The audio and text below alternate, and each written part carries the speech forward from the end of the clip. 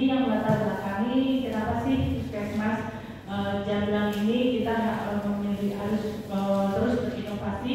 Yang pertama regulasinya yaitu dari Permenkes nomor 43 tahun 2019 di mana Puskesmas merupakan fasilitas yang menyelenggarakan upaya kesehatan masyarakat perorangan tingkat pertama itu memberikan pelayanannya secara promotif dan preventif. Di Puskesmas Jamblang kami juga mempunyai 3 sistem kerja. Yang pertama yaitu ada di dalam gedung yang kita biasa sebut dengan UKP, kemudian ada di luar gedung yang biasa kita sebut dengan UKM, kemudian ada administrasi manajemen yang biasa kita sebut dengan admin. Nah, di dalam gedung UKP sendiri kita memiliki unit-unit pelayanan di mana ini karena berbasisnya perorangan atau kalau biasa yang kita sebut itu suka untuk orang yang berobat. Padahal itu bukan untuk orang yang berobat saja. Kita menyediakan juga layanan-layanan konseling dan lain sebagainya. Di sini kita punya 15 unit layanan di UPD Puskesmas Jamblang. Kemudian kita juga mempunyai konek. Dan di luar gedung ini atau UKM, upaya kesehatan masyarakat, kita bisa menjadi fasilitator UKBM, di mana upaya kesehatannya berbasis masyarakat. Di sini kita hanya memfasilitasi yang seperti yang tadi dijelaskan sudah seperti Peti Maju itu kita hanya fasilitatornya saja. Kemudian dari upaya kesehatan yang lain seperti ada kegiatan germas dan lain sebagainya, kita hanya fasilitatornya saja. Dan kita juga menjalankan kegiatan yang PISPK, belum Pak? PISPK, di mana PISPK ini merupakan program Indonesia Sehat, di mana pendekatannya melalui keluarga. Kita memiliki 12 indikator yang harus kita laksanakan, yang harus kita kerjakan, yang harus kita capai, di mana indikator-indikator tersebut untuk menopang nilai IKS, Indeks Keluarga Sehat yang ada di wilayah. Dan salah satu IKS ini merupakan tolak ukur ada salah satu dari indikator kinerja Kabupaten Cirebon. Kemudian kita juga melaksanakan kegiatan yang berdasarkan SPM. Di manajemen kita ada tiga pengelolaan, yaitu yang pertama adalah aset, kemudian kita kepegawaian, kemudian kita keuangan. Di kepegawaian ini kita memiliki hanya 65 karyawan dengan kemudian keuangan kita hanya memiliki 2 sumber pembiayaan dari BLUD dan dari BOK. Dari ketiga sistem kerja ini tentu harus saling berkoordinasi, walaupun orang yang ada di dalam gedung, luar gedung maupun manajemen. Nah, koordinasi dan integrasi ini sangatlah penting karena untuk menopang jalannya Puskesmas juga harus berencana secara baik. Kemudian Pak, kita ini adalah masalah-masalah yang telah kita ambil ketika apalagi ketika kita tahu pada masa pandemi waktu itu ya kita memang inovasi ini tergagas sekat-sekat waktu ada masa pandemi di tahun 2020. Kita sudah menjadi di mana Puskesmas menjadi garda terdepan, di mana kita harus WFH dan WFO dengan kegiatan yang begitu banyaknya, padatnya, sehingga memerlukan banyak tenaga kegiatan yang bersamaan menyebabkan jadwal sering bentrok. Nah, di sini yang menjadi permasalahan yang selanjutnya. Kemudian kita pendokumentasian foto yang menumpuk karena kegiatan yang terlalu padat, sehingga kapasitas HP yang kita miliki itu kadang tidak memungkinkan untuk menyimpan terlalu lama. Ketika ditanyakan mana foto kegiatannya, nah jawaban dari karyawan ada yang sudah hilang, entah kemana gitu. Nah untuk itu ini menjadi masalah bagi kami.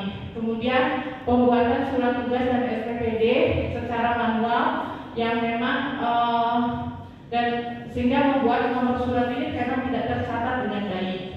Kemudian pembuatan RUK dan RPK yang masih secara manual. RUK di sini adalah rencana usulan kegiatan. Kemudian RPK ini merupakan rencana pelaksanaan kegiatan yang masih manual ini hanya dimiliki oleh beberapa program saja, tanpa yang lainnya melihat. Nah, itu menjadi masalah ketika harus berkoordinasi. Kemudian pembuatan rencana kerja tahunan dan bulanan masih secara manual, jadi masih menggunakan kertas, laporan masih menggunakan kertas, dan itu kita rasa harus melihat 65 orang karyawan dan tiap hari itu sungguh merepotkan bagi kami. Itu yang menjadi masalah bagi kami juga. Kemudian dari monitoring dan evaluasi harus lakukan program juga masih menggunakan manual. Jadi kita tidak bisa secara bersama untuk bekerja menyelesaikan dari masalah dari hasil monitoring tersebut. Kemudian puskesmas tidak memiliki rekaman jalannya manajemen, di mana kalau jalan aja punya CCTV, nah rekam jalannya puskesmas itu kita tidak punya memilikinya. Nah, itu yang menggagas kita, bagaimana proses perjalanan puskesmas itu kita terekam dengan baik.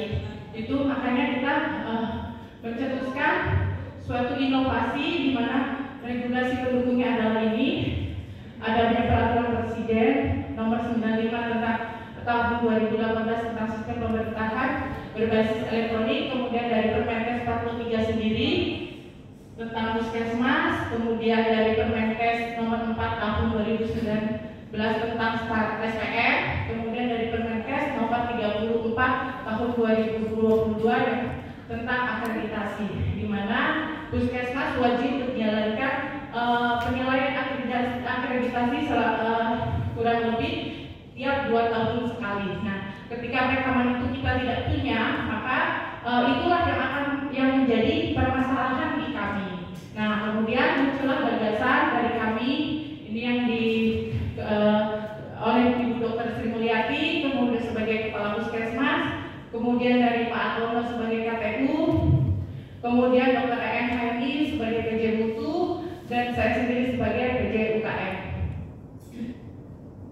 Nah, inilah inovasi yang kita punya di UPTD Puskesmas Jamblang, di mana sistem informasi aplikasi internal Puskesmas yang biasa kita sebut namanya dengan SIAPIK kalau di UPTD Puskesmas kami.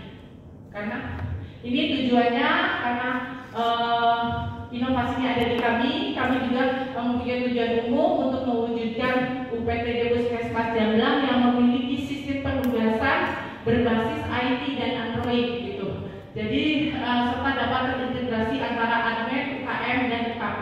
Jadi sistem kerjanya sudah saling terintegrasi, tapi hanya melalui HP saja.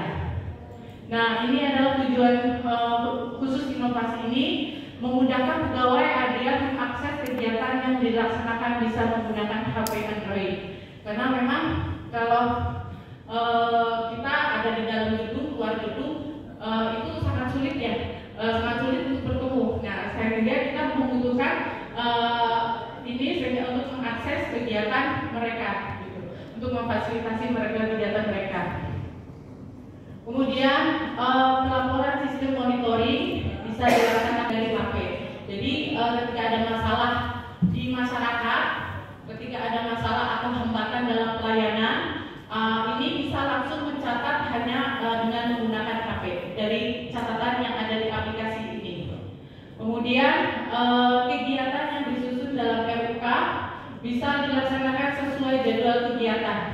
Nah, yang lebih sulit itu kadang kita pada RUK-nya dulu masih manual, sehingga antara RUK dengan pelaksanaan kadang suka melenceng. Nah, kita harapkan itu tidak ada lagi dengan perencanaan dan pelaksanaan itu dengan sejalan gitu. Kemudian ini mempercepat sistem pencatatan dan pelaporan, karena dengan mengetik itu bisa lebih cepat ya.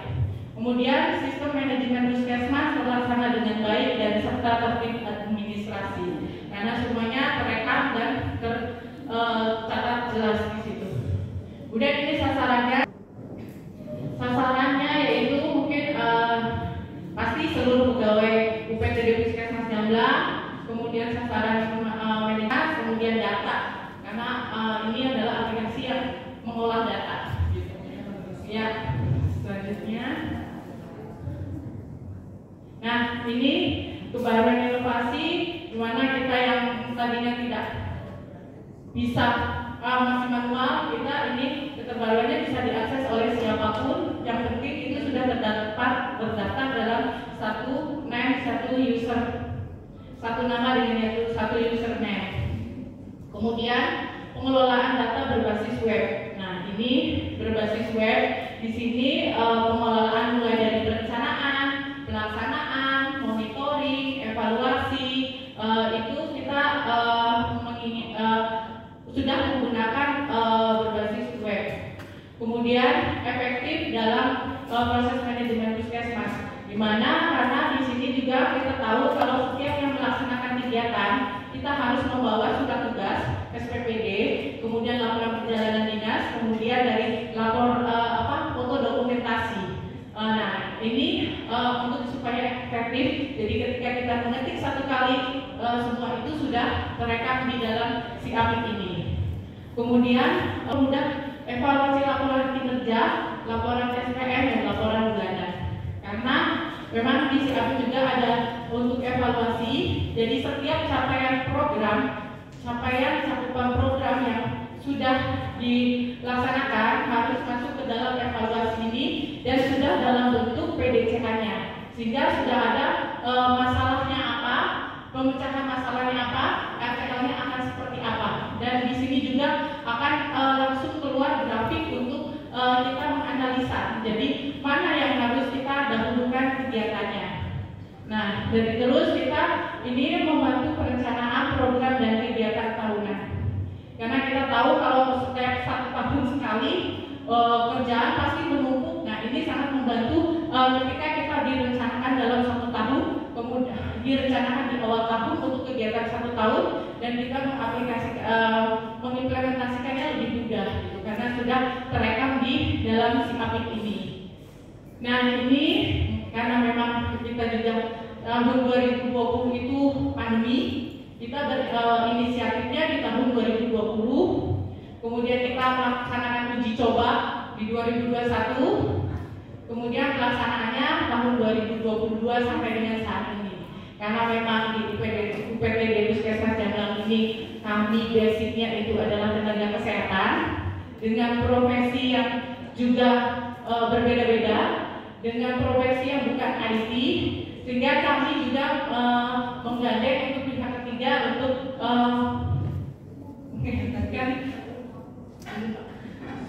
untuk bekerja sama dengan CV Ambar Gemilang Teknologi untuk untuk pembuatan ininya, platformnya, tapi ide dan isi yang ada yang ini alurnya itu kita yang menggagas.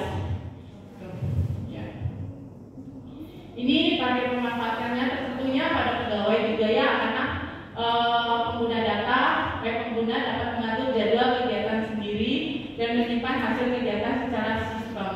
Jadi diatur oleh programmer sendiri, kemudian sistem yang akan mengatur jadwal kegiatan setiap bulannya. Kemudian PJ program memudahkan untuk membuat laporan program karena memang sangat mudah, kita hanya melihat ketika kita harus rapat, ketika kendala itu ketika kita datang, ketika harus rapat, ingin melihat capaian target. Nah, itu kita harus menghubunginya. Sedangkan itu ketika ada di luar gedung itu sangat susah, sehingga dengan ini mudah karena hanya melihat dengan langsung klik kita membuka aplikasi ini, laporan program dapat terlihat.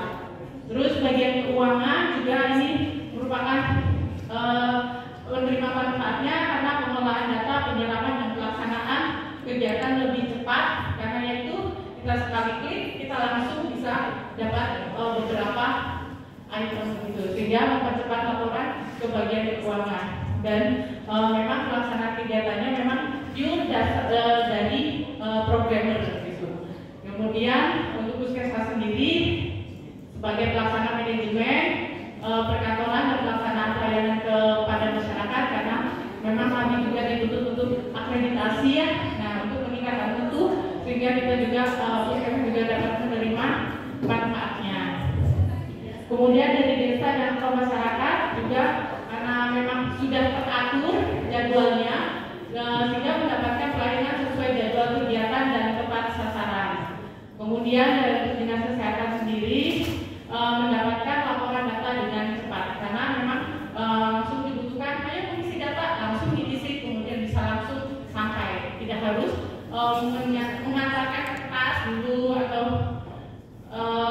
men-scan dulu gitu, ini langsung bisa langsung sampai. Yuk.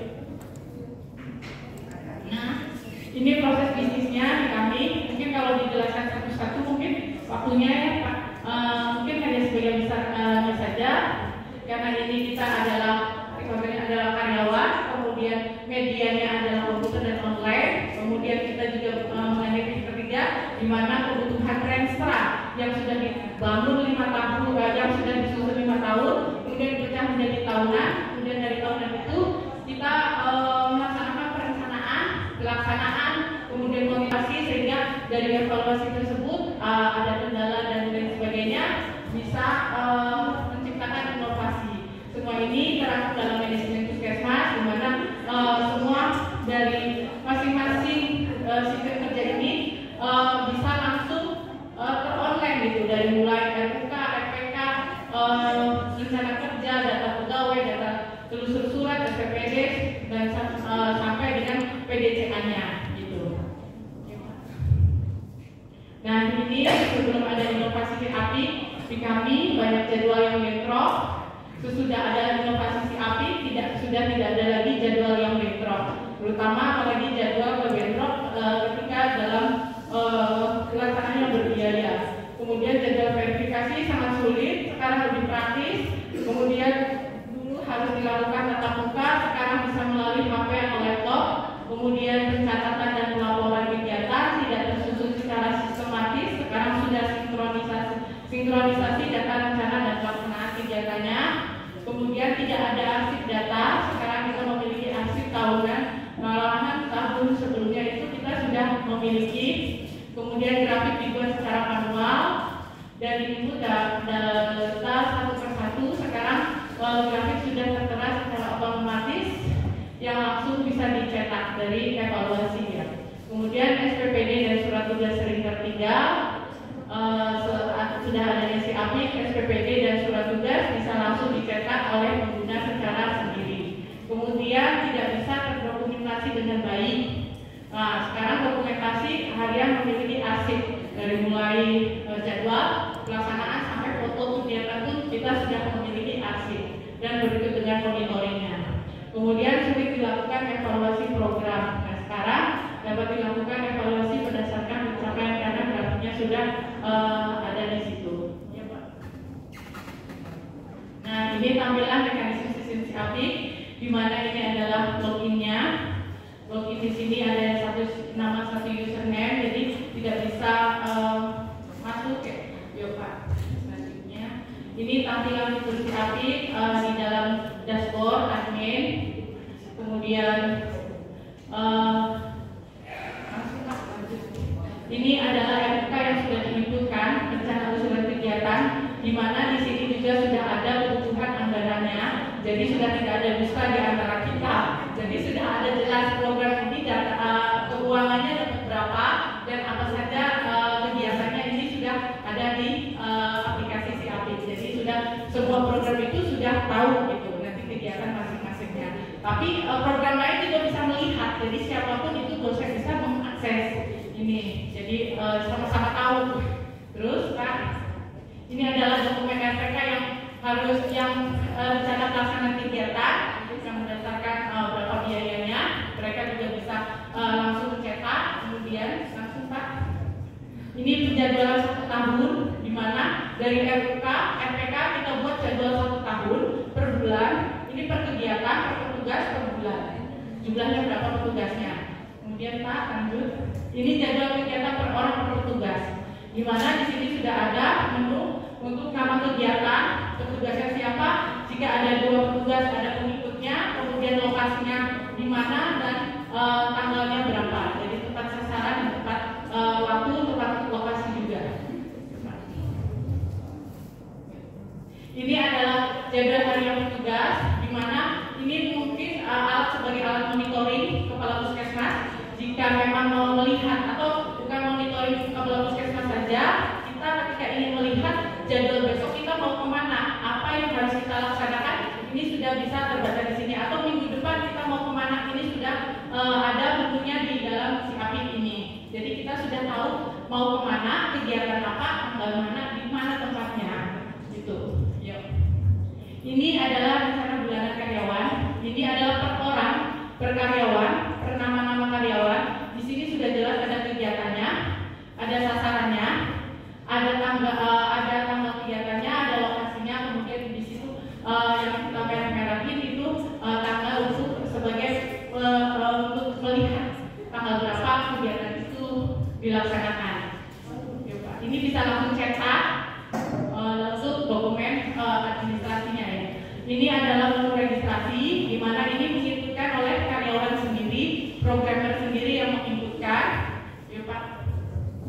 Di sini sudah ada menu untuk bentrok. Jadi ketika ada satu hari ada 2 pembiayaan, ini otomatis tanggal akan menolak. Jadi sehingga untuk langsung untuk menghindari temuan dari pemeriksaan keuangan. Ini sudah ada tanggal bentrok. Jadi ketika tanggal 2, misalnya tanggal 10 kita melaksanakan kegiatan 2, itu langsung otomatis bentrok gitu. Ya. Ini adalah setting cetak, di mana cetak ini untuk SPJ ya mungkin ya kalau lebih kita kenal untuk di perkantoran SPJ. Ini setting cetaknya sudah ada kwitansi, sudah ada bisa daftar terima, surat tugas, SPPD dan laporan perjalanan dinasnya sudah. Kita tinggal ketika programmer mencetak menginput, kita tinggal hanya langsung mengatur mana yang mau dicetak. Nah bisa ini langsung keluar setting cetaknya. Ya Pak. Ini tampilan surat tugas. Karena memang di kita ada yang dibiayai dan yang tidak. Karena yang dibiayai itu ada nomor DPA-nya, dan yang tidak biayai itu tidak ada nomor DPA-nya. Jadi kita di sesinya di situ juga sudah langsung otomatis ketika itu berbiaya langsung ke nomor DPA yang dimaksud, kegiatan apa, ininya apa. Sedangkan yang dibiayai itu, yang tidak dibiayai itu bebas. Ini adalah SPPD yang bisa langsung cetak. SPPD tampilan depan dan belakang ini langsung otomatis. Nama dan linknya langsung otomatis, tidak harus kita ketik dulu. Kemudian ini adalah foto kegiatan, di mana dari petugas yang sudah melaksanakan kegiatan, mereka langsung mengupload kegiatan langsung secara hari itu. Kemudian ketika diupload sudah ada tertera keterangan di apa kegiatannya, di mana tempatnya, kemudian siapa dan tanggal berapa kegiatannya. Itu udah langsung otomatis dan kita bisa langsung cetak atau kita simpan di dalam load. Ini adalah laporan perjalanan dinas, di mana laporan perjalanan dinas ini bisa langsung dicetak oleh petugas karena sudah diisi. Dan ini adalah bentuk tampilan daftar terima transport yang memang tadi sudah disetting, transport di dapat berapa, ini sudah langsung bisa cetak. Kemudian ini adalah daftar terima kwitansi yang sudah bisa disetting juga di bawahnya. Untuk yang berkepentingan pemangku pejabat yang berkepentingan itu bisa kita setting gitu. Ini juga sudah jelas, langsung otomatis keluar angka berapa yang dibayarkan, kemudian tanggal bulannya langsung otomatis dan siapa yang penerimanya langsung otomatis. Ini adalah kolom monitoring kegiatan, di mana kolom monitoring kegiatan di sini ini monitoring per hari per kegiatan, di mana jika ada kendala, hambatan atau umpan balik di lapangan. Kalau ada masukan-masukan dari masyarakat, kita bisa langsung mengisikan di kolom catatan ini. Terus kalau ada hambatan, misalkan sasaran tidak datang semua karena ada hujan besar, nah kita bisa catat sebagai pengingat kita karena untuk pembahasan nanti di mutu. Ini adalah evaluasi laporan bulanan cakupan program, di mana ini sudah ada kolom PDCA-nya dengan angka yang langsung diketik dan penjumlahan secara otomatis. Ini adalah grafiknya, bentuk grafiknya yang bisa kita langsung print